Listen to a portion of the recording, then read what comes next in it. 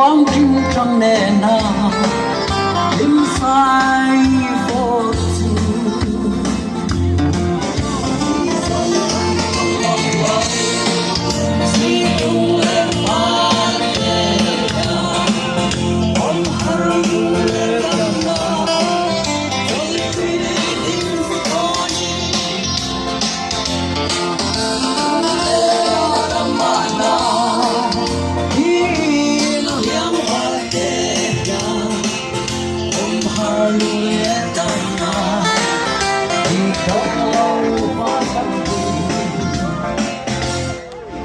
lung sông Adam nghe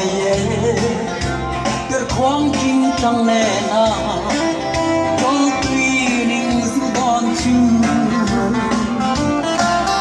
mà sẽ hai ông trăng nên cả đón trên căn nung tê trả lại căn bóng chuông lâu.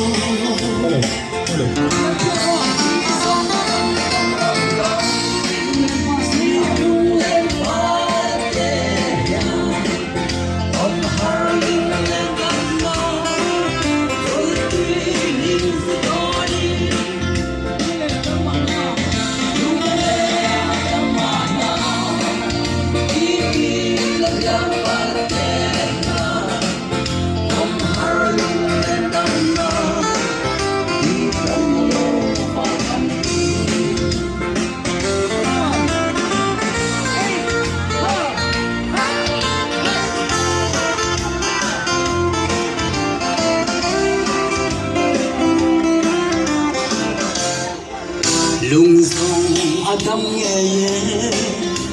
cất khoáng kinh trăng nè na có tuy ninh giữ đón chim mà sẽ hai ông trăng nên cả đón trên căn nung tê trả lại căn bóng chuông lâu.